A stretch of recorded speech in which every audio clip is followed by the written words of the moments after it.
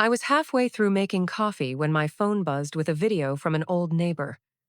At first, I thought it was a mistake, until the image loaded. St. Albans Church, the same one I'd sat in as a child on Christmas Eve. The camera zoomed in on my parents, dressed in black, standing at the pulpit.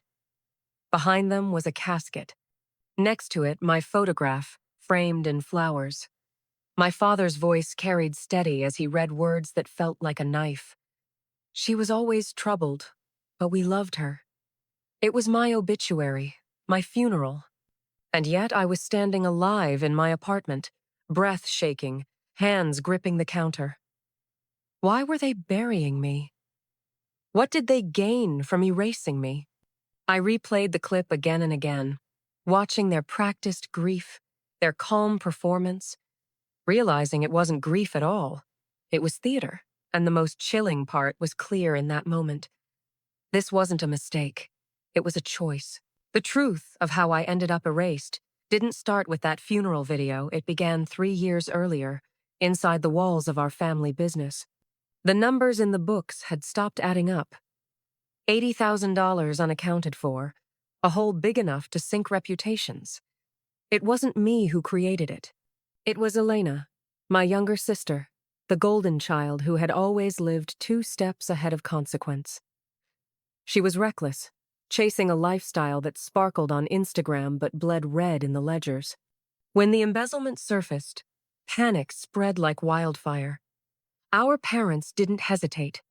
They chose a sacrifice, and it wasn't her. I still remember my mother's whisper in the kitchen, sharp as glass. Better one ruined daughter than 2. My father didn't even raise his eyes from the ledger as he said the words that sealed my fate. You humiliated us. You're no longer our daughter. The next morning, I wasn't just cast out, I was cut out. My number was blocked. My messages bounced. The few relatives I thought might defend me stopped answering altogether. Doors I had walked through my whole life slammed shut. Not with anger, but with silence.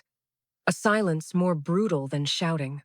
I tried reaching out to family friends, people who had once watched me grow up, but each call ended in clipped tones or quiet rejections.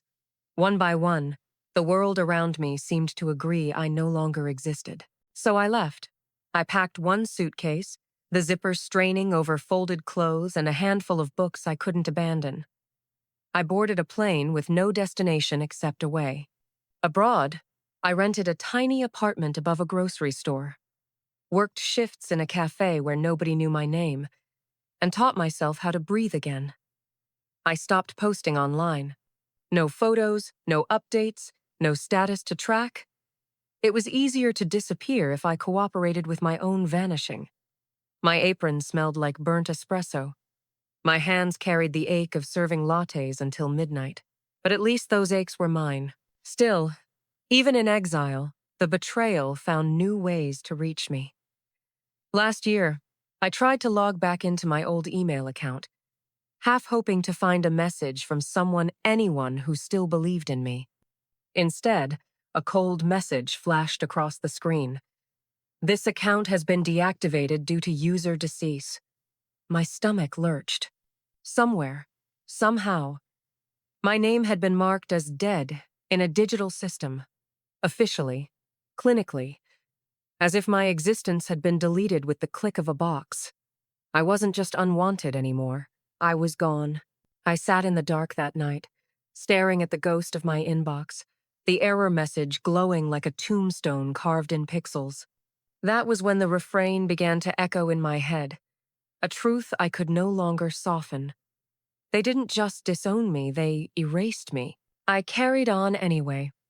I wore the apron, I filled the coffee cups, I rented rooms with peeling paint and flickering lights. On weekends, I'd take long walks through foreign streets, blending into crowds that never asked my name. I became a ghost, moving quietly, earning just enough to survive, and never daring to imagine stepping back into the life that had been stolen from me. But deep down, even while I folded sheets on a narrow bed or wiped down cafe counters, the anger hardened. It wasn't just about being cast out. It was about being rewritten. They had chosen to sacrifice me to protect Elena, to polish her image, to hide her crime. They thought burying me would bury the truth. They were wrong. The suitcase, the cafe apron, the empty inbox, those weren't symbols of defeat. They were reminders. Every closed door, every erased account, every whispered lie had been building toward the day I would return, not as a ghost, but as the living proof they had tried to destroy. The funeral video didn't break me, it sharpened me. If my own parents could stand at a pulpit, eulogize me like I was already in the ground, then I had no choice but to dig for the truth they thought I'd never uncover. The first step was reaching for family, for someone who might confirm it was all a misunderstanding. Aunt Rachel picked up after the second ring, her voice brittle. But the moment she heard mine, she hung up. I tried again. This time, the call didn't even go through. I'd been blocked. My cousins weren't better. One sent a thumbs-up emoji as if mocking me. Another wrote back with disgust. Is this some kind of sick joke? It felt like shouting into a void. No one wanted me back because it was easier to keep me buried. Everyone except Sam, my youngest cousin, who still remembered the days when we built forts from couch cushions.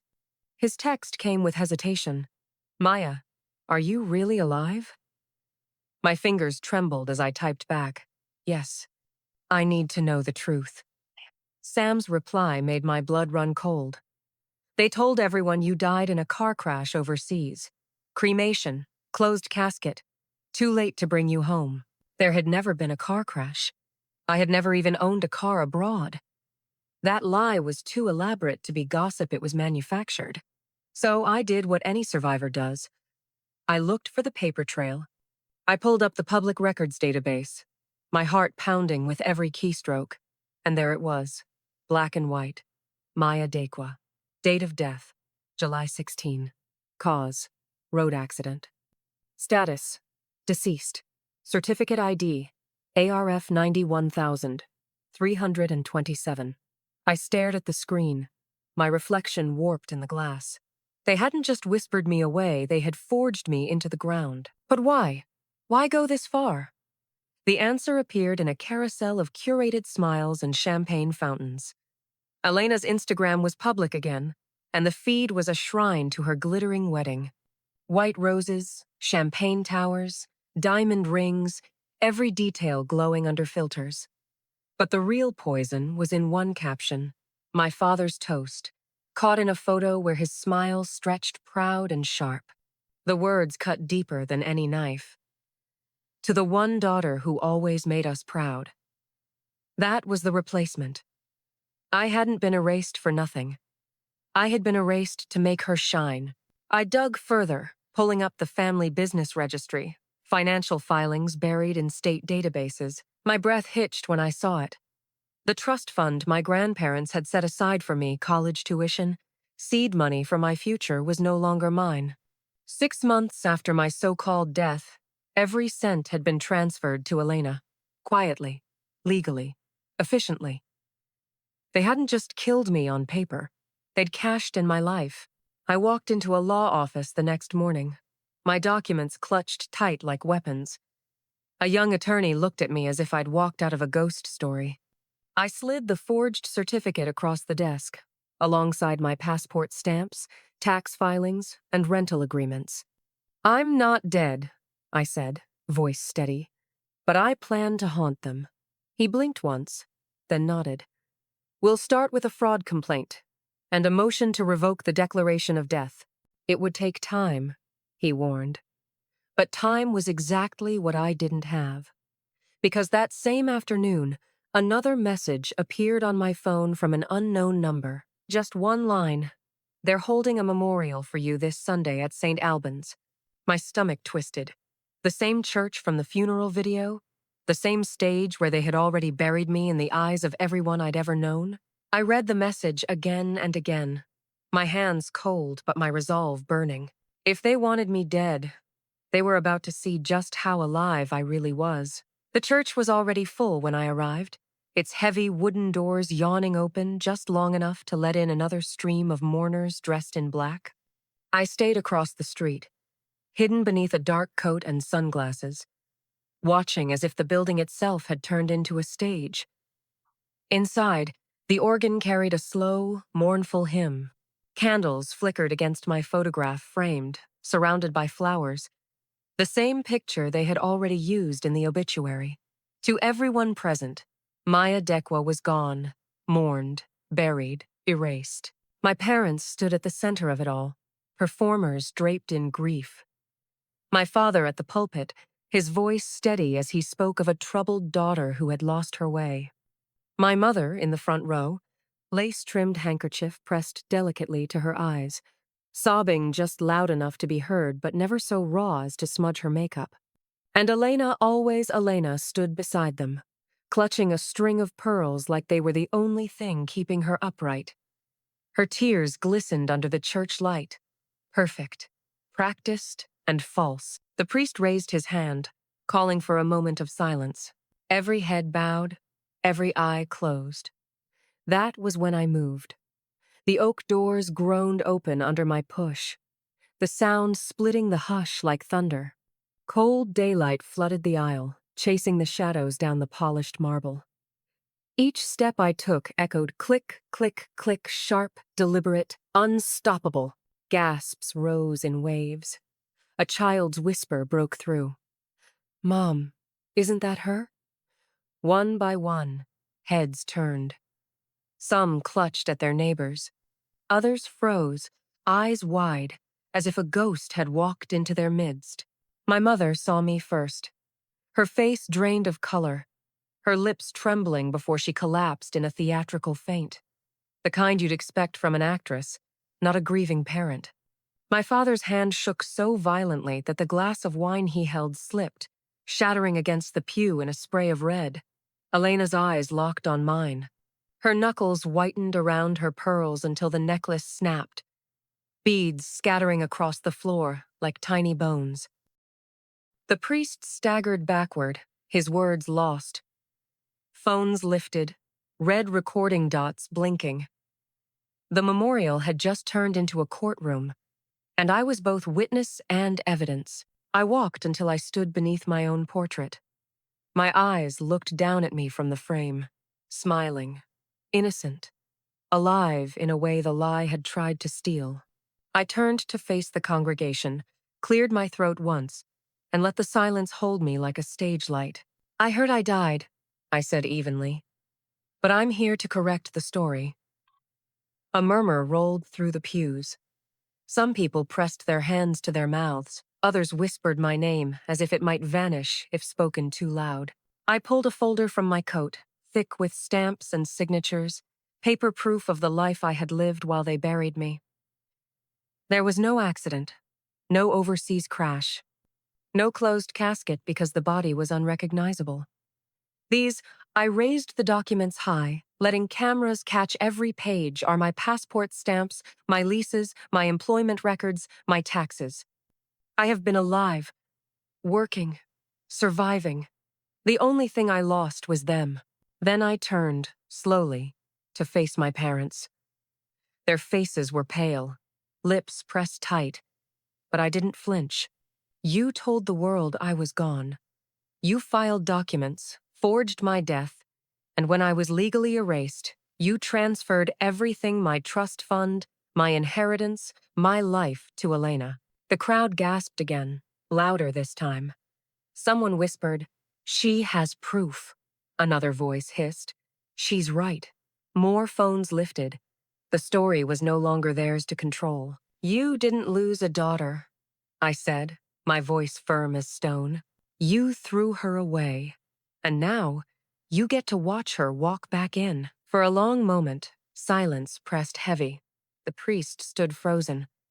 My father's jaw worked, but no words came. Elena clutched at her ruined pearls, her eyes darting between me and the cameras recording every second. I lifted my chin, letting the light from the open doors spill over me. "Let the truth begin." The courtroom smelled of polish and cold air, the kind of place where sentiment was stripped away until only fact remained. I stood at the respondents' table, black suit pressed, every binder of evidence stacked like bricks around me. Across the aisle sat my parents, perfectly groomed, rehearsed, and silent. For weeks, they had tried to bury me under a false death certificate, a forged narrative, and a staged funeral. Today, I was here to bury their lies. Corwin, my attorney, rose with calm precision. He slid the first binder across the bench, medical evaluations signed by two independent specialists. No cognitive decline, no impairment, he told the judge. Another binder landed, heavier this time. 3 years of revenue growth under her leadership. Expansion above industry benchmarks. These numbers don't lie. He didn't raise his voice, but the weight of the documents filled the room louder than any speech. Then came the final blow. The fraudulent certificate itself. The paper my parents had used to declare me dead. The judge lifted it, his eyes narrowing as he compared it against the passport stamps and employment records I had provided. Slowly, methodically, he tore the certificate down the middle. The sound of paper splitting was louder than thunder in that chamber. "Declaration revoked," he announced. Legally, she was never deceased. My knees almost buckled, not from weakness, but from the release of pressure I had carried for years. I wasn't just alive, I was recognized, reinstated, restored. For the first time, my parents' power cracked. But it didn't end there. Corwin placed another folder on the bench, this one marked with red tabs. Inside were payment records. 12, 0 wired to a shell firm. 8, 500 to a foreign consultant. No deliverables attached. Alongside them were emails, promising bonuses to staff once interim control was assumed. The funeral that had paraded me as a tragic figure wasn't just theater, it was cover for a financial crime. The judge leaned back, his expression heavy with disapproval. Fraudulent reporting, misappropriation of funds. This court cannot ignore these matters. An investigation will be opened immediately. His gavel struck once, sharp and final. Gasps rippled through the gallery. For months, my parents had tried to convince the world I was unfit. Now the world saw them for what they were, manipulators caught in their own trap. Outside, the courthouse steps became a stage of a different kind. Cameras flashed, reporters shouted questions, microphones thrust toward me. I didn't play to the crowd. I stood firm, folders clutched to my chest, and gave only one line. I was erased on paper, but I never stopped existing. Now the truth will speak louder than their lies. Phones lit up instantly, and I knew the story was already spreading far beyond these steps. That evening, back in my attorney's office, I sat at his desk as he laid out the next steps. Fraud investigations, false reporting charges, embezzlement probes. Each stamped folder on his desk represented not just my survival, but their accountability. I no longer needed their love, their approval, or even their acknowledgement. What I needed, what I demanded, was justice. In the quiet that followed, I thought of the church, the candles flickering under my photograph, the mourners bowing their heads in silence. That moment, meant to bury me, was now Exhibit A in their downfall. The funeral as cover-up had become the ultimate evidence of betrayal. When I left the office that night, the city lights felt sharper, clearer, as though the world itself had been reset. My parents had wanted to reduce me to a name carved on a certificate, but the paper had been torn, the lie erased. I was no longer their ghost. I was my own resurrection. And from here forward, my life would not be about seeking reconciliation. It would be about drawing boundaries so firm that even family couldn't cross them. My inheritance wasn't just the money they tried to steal. It was the lesson that legacy must be earned, not forged. The bells of St. Albans still echoed in my memory long after I walked away from the church. They hadn't told for me that day, they told for the illusion my parents built, the mask they wore, the lies they rehearsed. In my quiet apartment, the evidence boxes sat stacked by the window, city lights spilling across them like a new beginning. For years, I thought family meant loyalty, that blood demanded forgiveness. But when blood becomes a weapon, Survival means drawing boundaries sharper than any blade. I no longer needed their approval, their staged grief, or their false blessings. What I needed was freedom. Freedom to reclaim my name, my life, and my future without their shadow draped across it. The death they wrote for me wasn't the end. It was the spark that forced me to be reborn on my own terms. Sometimes you have to die in their world to be reborn in your own. I didn't come back for forgiveness, I came back for freedom. And that freedom is mine to keep. If you've ever faced family betrayal, financial manipulation, or felt erased by the very people who should have protected you, know this: you are not alone. Share your story in the comments below, and let's build a space where truth replaces silence. Don't forget to subscribe for more true, hard-won stories of resilience and practical lessons to protect what you've built.